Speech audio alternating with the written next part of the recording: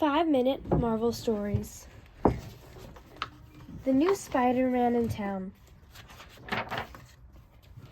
Miles Morales is a student at Midtown High School in New York City. He's happy and he has a thirst for knowledge, especially science. He was a young boy just like any other, working hard and doing the right thing. But something soon happened that changed his life for good. While in chemistry class, Miles noticed that his good friend, Peter Parker, kept sneaking out of school. Miles grew suspicious, wondering if something was wrong with Peter, if he was okay. So one day, Miles followed Peter and watched as he snuck a mask from his bag. But it wasn't just any mask that Peter was sneaking. It was a Spider-Man's mask. Miles couldn't believe it.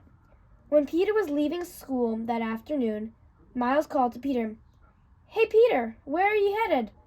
Peter awkwardly smiled back and said, I've got an assignment to do for the Daily Bugle. Yeah, I've got to go." Miles didn't believe that either. He followed Peter to a giant lab. Inside the lab, Miles lost track of Peter, and he didn't notice the genetically altered spider slowly spinning a web and dropping toward him.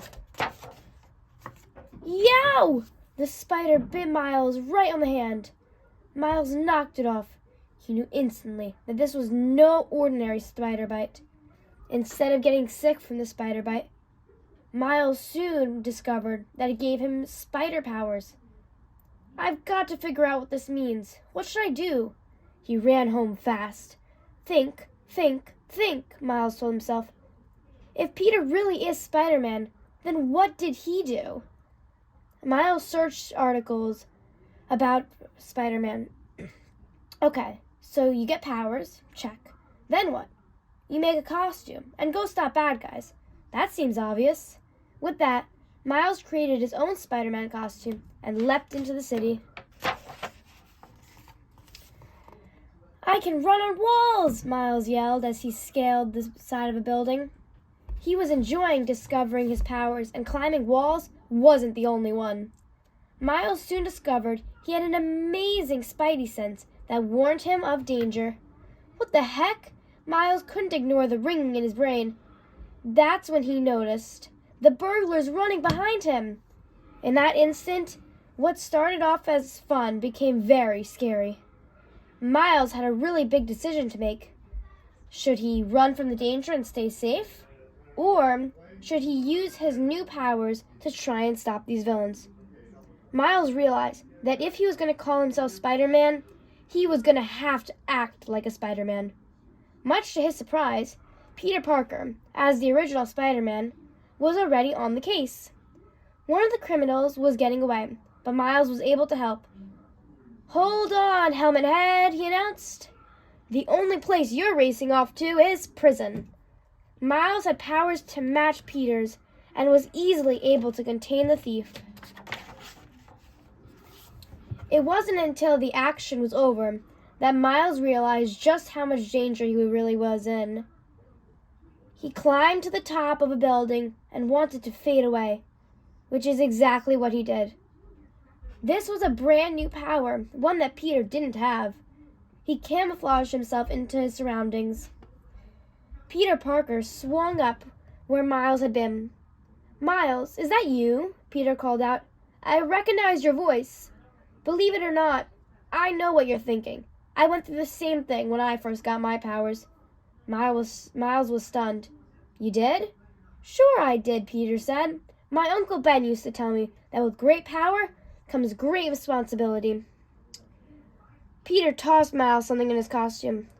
"Here, you can have these extra web shooters for now," Peter said.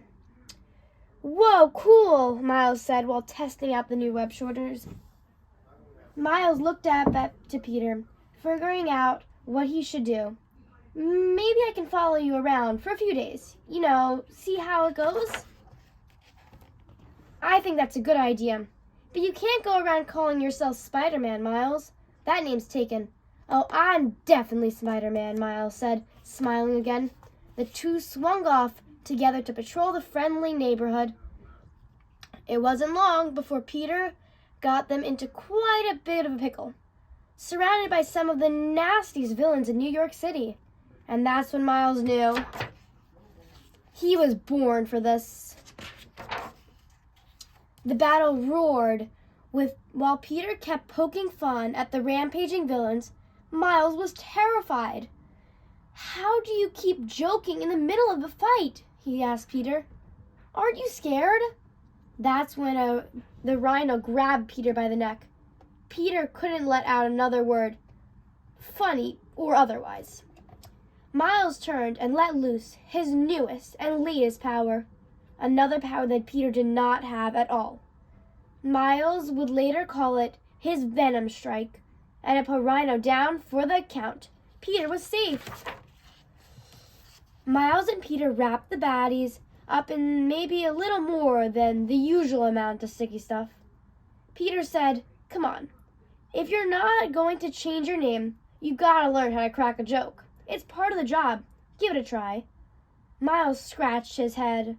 Thinking, while looking down at the webbed up villains. And then he said, "Looks like you've got yourself into a sticky situation, evildoers." Peter sighed.